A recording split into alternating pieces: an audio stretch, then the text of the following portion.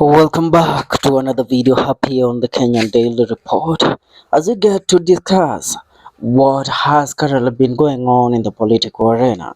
Now, the former deputy president of the Republic of Kenya, Rigathi Gachagua, has finally addressed the claims that were laid upon him the other day by none other than Majority Leader and the Member of Parliament of Kikuyu, Kimani Ichung'wah, while they were attending the burial of the National Assembly Speaker Moses Wetangula, where Kimani Ichung'wah alleged and attacked the Governor of Trans Nzoia directly, Governor George Natembeya, and claimed that he, Rigathi Gachagua, together with George Natembeya, were the ones that were behind the abductions that are currently ongoing in the country, and they were trying everything in their power to take the name of the current President William Ruto. Now, Rigathi Gachagua has been quiet about the whole issue. He has not spoken about it, but today he decided to write a letter to one Governor George Natembeya through his social media pages, and this letter has caught the attention of the whole nation at large. Looking at the letter, Honorable Rigathi Gachagua writes through his X account and says this to Honorable Natembeya.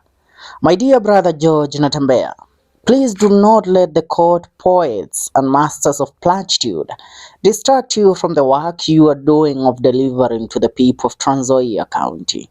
The court gestures at the misguided assignment of providing comic relief to their master. Now, allow me to at least get to explain whatever the former deputy president is trying to send out. He says that the court poets and masters of platitude distract you from the work you're doing to the people of Trans Nzoia County, which means people like Kimani Ichung'wah are court poets and people that are funded by President William Ruto through his emotional support and even career support, so that they can do everything in their power to please their master, who is President William Ruto.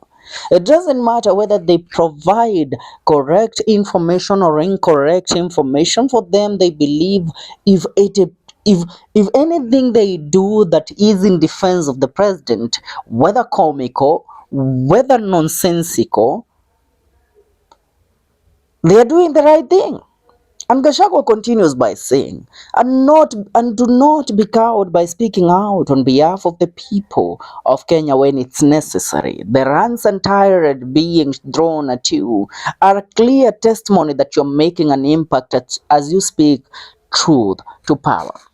Now, this is also a clear indication of what Honorable George Natembeya said the other day. And he wrote a letter directed to one Kimani Ichung'wah, where he told Ichung'wah that you might do everything in your power, you might point fingers at me, but you might abuse me, you might deny the truth because you are trying to please the president.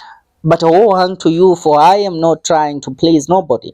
I am just trying to speak truth to power. I am just trying to speak truth to the people of the Republic of Kenya and tell the president that he is treading on a very dangerous path, and that is the path of abduction.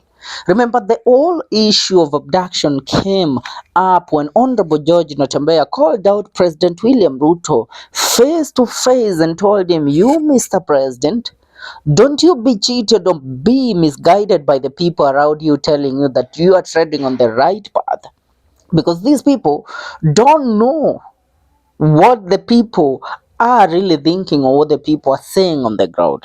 These people were denied access to the people after they voted in support of finance bill and in support of the impeachment of Deputy President Rigathi Gachagua. So it is very wrong of you, Mr. President, to listen to Kimani Ichung'wah and other minions like Oscar Sudi, Honorable MP Kamket, and yeah, you all heard today. What you listen to these leaders and you're like, wait a minute.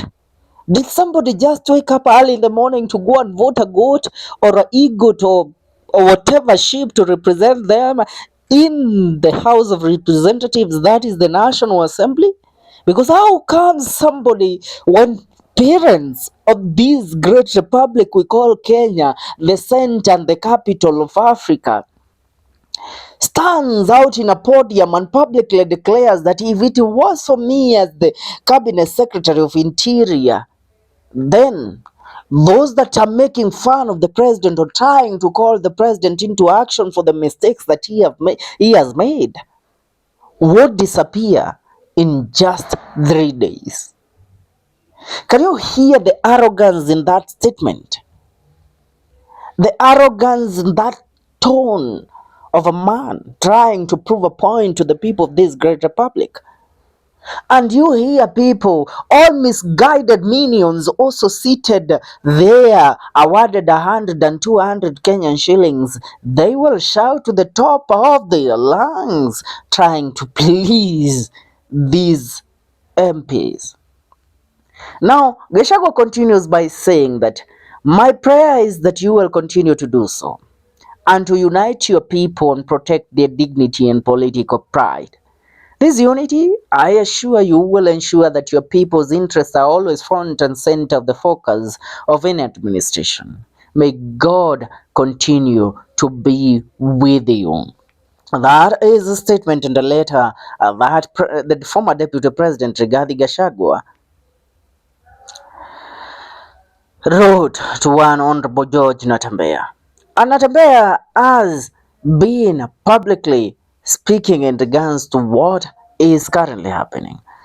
Natembeya, after being linked to one Rigathi Gachagua, he spoke out and said that it doesn't matter what the people say, what Ishongwa tells you. Ishongwa is a lost sheep who will do anything to make President William Ruto happy. But for me, I don't have anything to prove to the president. The people I'm answerable to are the people of Trans Nzoia County as their second governor.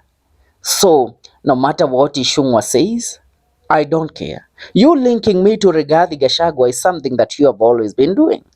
But I should tell you that I have no relationship with Gachagua. I don't call Rigathi Gachagua, and even told the National Intelligence Service to go ahead and tap into his phone, because they have all the artilleries and everything that they need to do that, so that they can prove the point that he has been in connection with the former Deputy President Rigathi Gachagua. And he denied any involvement. And Gachagua today has made it clear that he is in support of everything that Honorable George Natembeya does. What is your take? Leave your comment in the comment section. See you in our next video. Remember to subscribe to our YouTube channel. This is the Kenyan Daily Report.